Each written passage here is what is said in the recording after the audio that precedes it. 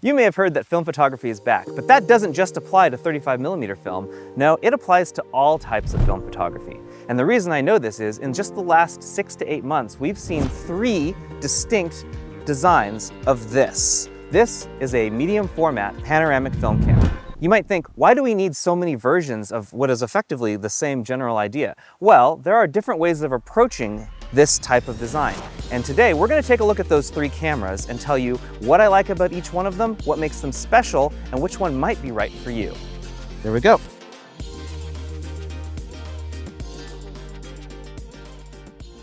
And we're done. I'm Jaron Schneider, this is PetaPixel, and let's take some landscape photos.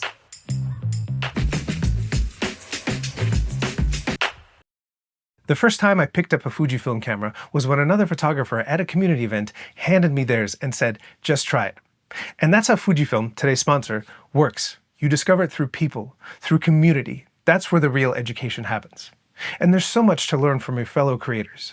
Secret tips and tricks, film simulation recipes, anything to get the most out of a Fujifilm camera. And if you're curious, visit your local camera store, pick up a camera with your own hands, and meet the people behind the counter. They will be thrilled to give you a full walkthrough. And those 5 minutes of hands-on experience will give you more than any spec sheet ever could. Find a local dealer at shopusa.fujifilm-x.com. Back to the video. So before we get into the details about each one of these panoramic cameras that we're going to go over today, I actually want to spend a little bit of time talking about what makes different types of panoramic photography special. And then there's other different ways of capturing a panoramic image. So for that, I'm actually going to have Dima explain that to you because he is also a fan of panoramic photography. Film panoramic cameras come in 2 different styles. One kind of works like a regular stills camera, uses 1 curtain shutter to resolve the entire back plane of the film. And the second one is a swing lens type, which is the one that I like to use, where it actually curves the film across a barrel in the back of the camera and swings the lens to expose it across. So with cameras like these, we have our X-Pan and we have our Fujifilm TX1. The lens has to resolve all the way across the film. So on these cameras, oftentimes what you get is some vignetting and some loss of light on the ends. And actually with the Fujifilm TX1, it came with a circular graduated filter to compensate for that loss of light. So it makes the image in the center darker while it lightens the outside of the image. Both these cameras currently have a 45mm lens on it, which you have to think about. If it's filming on all this film, the lens is going to actually appear a lot wider. So the equivalent is about 30mm in width and then 45 in height. Now for cameras like this, the wide lux, the swing lens, the lens is also fixed. It's fixed inside of the barrel, as you can see. It is a 26mm lens, but it actually does not feel like that. 26 may be the height that you're getting on the film, but because it scans the entire film, you're getting a pretty wide angle here. It says 140 degrees wide angle. It does have shutter speeds, but the shutter speeds are the speeds of which the barrel moves across. So it doesn't actually slam a curtain down, it slowly scans it across. So depending on how fast you're filming, if you're doing a slow shutter, it actually might give you some distortion when you are photographing. But otherwise, a very cool and beautiful design. Why panoramic photography? Well, for me, when I remember a scene, like I close my eyes and I look at a landscape scene, I tend to see it in panoramic. And so I like to think of panoramic photography as the best way to capture a scene as I remember seeing it. So the 3 cameras we're going to look at today is this one. This is the Sasquatch 617. There's also the VZ6617 from Exposing Engineering. And then there's also the CCB 6617 from Custom Camera Building. All 3 of these cameras approach this idea of panoramic photography slightly differently, and I'm going to talk a little bit about each and what makes them unique. Now you're probably wondering, why are we talking about film cameras, 2 of which are very hard to find and also difficult to service? Well, that's because the digital area of panoramic is criminally underserved. There's really only a couple of options you can do outside of cropping your camera, in which case you're throwing away most of your data, and most sensors just don't have the resolution to make up for it to get a really nice panoramic image. There are exceptions. This is one, the GFX100RF does come with the 6x24 right on the dial. You can shoot as if you were shooting an X-Pan or a TX1. The 28mm is about right for the width of panoramic. So you'll get the same look. It just feels wrong to me. If I'm gonna shoot panoramic, I wanna shoot in panoramic and I want everything that I'm getting to be in that panoramic point of view. So that's really why panoramic photographers like myself like shooting in film. And it gets even better when you upsize it. So let's go back and talk about cameras that actually do that. And I'm going to start with the first camera that I saw last year, the first one that was released and successfully backed on Kickstarter. It's called the CCB 617C. It is a box with a cone and a large format lens on it. And that's pretty much what you're going to expect when you see all of the cameras we're going to take a look at today.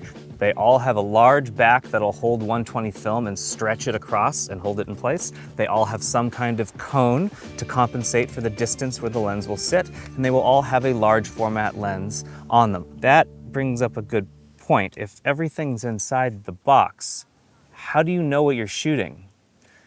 Well, that's kind of different depending on which one of these cameras you're looking at. For this one, if I really cared about making sure I got the shot right, I would use the ground glass back. That's what this is. The way this works is you take off the back where the film sits and you put on the ground glass back, and that would allow you to actually see what the lens sees. And then when you open up this little light here, that will cast the view onto this, and that allows you to catch focus as well. So if you wanted to not shoot at infinity and actually try and get a detail on something closer, you could do it and make sure that it was going to be sharp. Now that's just the approach this company went with. There are other approaches, and we'll get to those later. Now on the back here, you can shoot in different formats, which is nice. So the thing is, these backs come in different shapes and sizes.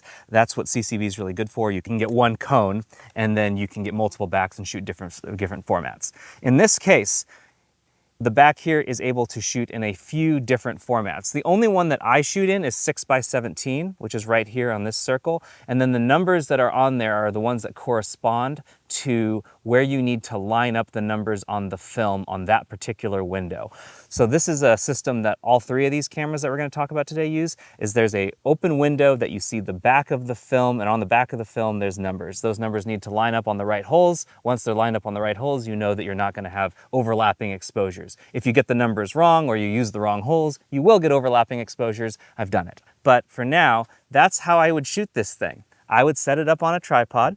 I would take this back off, which as you can see, there's a metal sheet here which would protect it from getting light onto the film. I'd put this ground glass back on. I'd get my loop out. I'd get the exact shot that I wanted. I'd put this back on. Then I would have to remember to take this sheet off so that then I could expose the film, fire the shutter, everything's good. As you can imagine, that's a lot of steps, and you could mess up any number one of those and your photo would be ruined. And let me tell you, I've done it. You really have to practice, be willing to make mistakes. But the thing is, at the risk of sounding particularly pretentious, there is something special about going through all of this work, firing the shutter, then taking it back and developing the film, and then finally scanning it in and taking a look at it, and seeing a perfect photo. Other things about this that are nice, we got a bubble level on top, love the bubble level.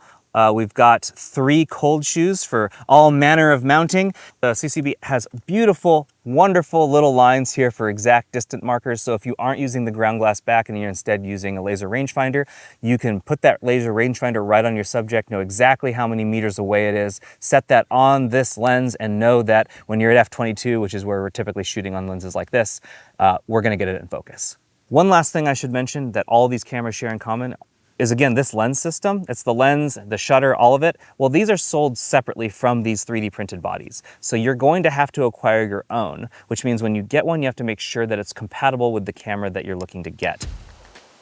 All right, let's move on and talk about the Sasquatch 617, the camera I've got right here. It's the most trimmed down and compact of all of the cameras that I've tested. For example, there's no cold shoes on the top. There's no levels anywhere. It's just a box with a lens on it. But what it does have is this. This is a really handy viewfinder. It's actually got optics in there, and it magnetizes to the top, so it's always in the exact same position. And it's the best one that I've tested that actually shows me what my field of view will end up being. I have handheld this and shot it like a regular camera before, and have gotten usable images out of it because of it. The rest of this camera's design is very, very simple. This door I actually like the most out of all three of the cameras we're looking at. Very simple design that I really, really like. At the bottom here, you'll see I've got the two winders. On the left is where the film goes in. On the right is how I advance the film when it's done. And the design of this is pretty cool. It's got a small magnet on here, it just slips on. On the front of the camera, this cone system is pretty standard among all the ones that make it. My only complaint about the cone on this one is that it doesn't have actual distance markers on it. The other designs that I've used, they actually show you like infinity, 5 feet, 10 feet, 20 feet, whatever. These only have a few dots, and these dots align to certain points. And I always carry the Sasquatch user manual with me because that's the only place they're written, because I will forget invariably which one of these stands for what. What I know for sure is that when I'm all the way over, and it's the smallest set of dots over here, well, that's infinity. And I tend to be shooting at infinity for most shots anyway. But I do like this aluminum shell they have on here. It makes me feel like I can be a little bit rougher with this camera than I can with the others. I'm not afraid to break it. And everything is just, you know, very compact and well designed. Oh, that's very pretty.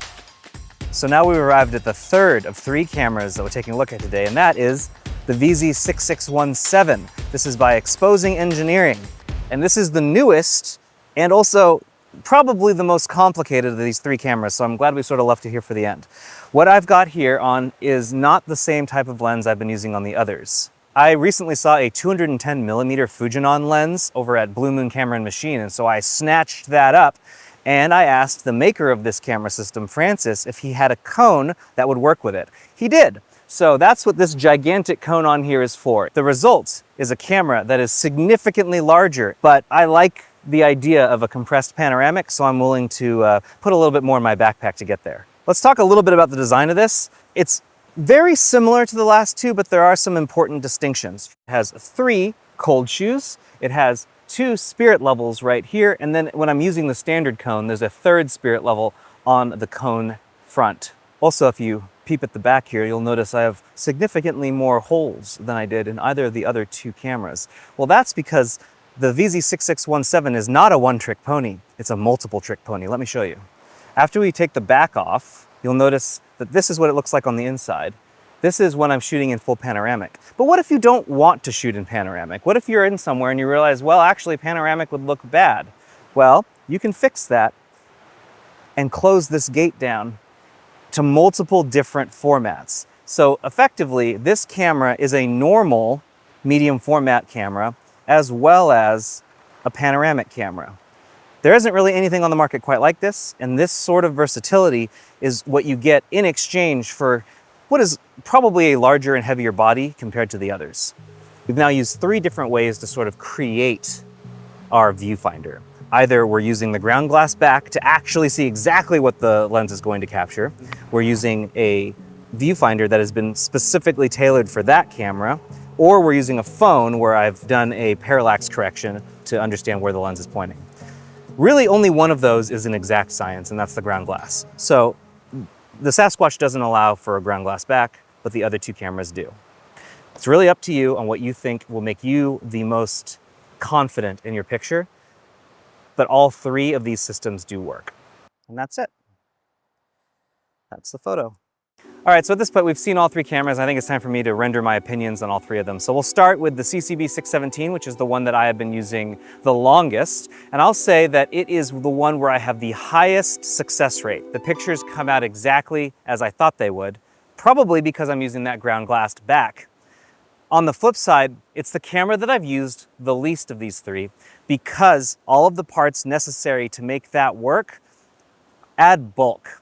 I'm trying to keep that kit as small as possible, so when I bring the CCB with me, I have to sacrifice something else. So for me, if you care the most about getting the perfect photo every time and you want a system that will not let you down as long as you follow every step you need to get there, then the CCB is a great choice. I'm going to skip the Sasquatch and go straight over to the VZ6617 because that camera is also particularly special. I like that it is the most modular and capable of being more than just a panoramic camera. If you plan on buying one medium format camera and you want that one medium format camera to do everything, that's the best choice for you. So now I'm going to loop back to the Sasquatch, which is sitting here in front of me, and for a reason. This is the camera that I bring with me almost everywhere. This is the camera that I've used the most. It is easily the most compact of the three options. I feel like I can be rougher with this camera than I can with the other two options. So I take more risks with this camera. I also really like this viewfinder. I just want to have something quick, fast, easy, and ready to go. And this is, without a doubt, the fastest of these cameras. None of it's fast, to be clear. It's all slow, but just being a little bit quicker means that I have a chance of getting the photo I'm looking for before light changes or before I need to be somewhere else. While all of these cameras are good for certain types of photographers, the type of work that I do, the type of life that I live, this is the one that tends to be the best pick. Now, that doesn't mean I'm not gonna wanna use all three. There are certain reasons to use them, and so I'm happy that I've had a chance to try them all. One last thing to keep in mind is while these cameras are actually not very expensive, even if you were to have to go buy another lens, we're not looking at all that much of an investment in just hardware. 120 format film is very expensive. 120 format slide film that I like is even more expensive. It's not exactly something for everyone, and developing costs, scanning costs, it all adds up. So keep that in mind, that if you do want to get into this, take it slow. Otherwise you could end up burning through so much film, and that's just very, very expensive. Now with all that in mind, I want to know what you think. Do you think any of this is actually worth it? Taking pictures in medium format with large format lenses, bringing along all this gear, hiking in the mountains with a bunch of stuff. Would you even do this? You let me know in the comments below. We'll certainly talk more about panoramic photography in the PetaPixel podcast, which you can watch on this very same YouTube channel or on all of your favorite podcasting apps. Also, you should consider being a PetaPixel member. Look at all these perks, all the stuff you get for being a member, and on top of that, you get to help us make more content and bring more information to you. I also want to thank all of the creators who spent the time it took to make all of these cameras, as special as they are, to help photographers like me make beautiful art. Well, at least try to in my case. Thanks for watching. We'll catch you on the next one.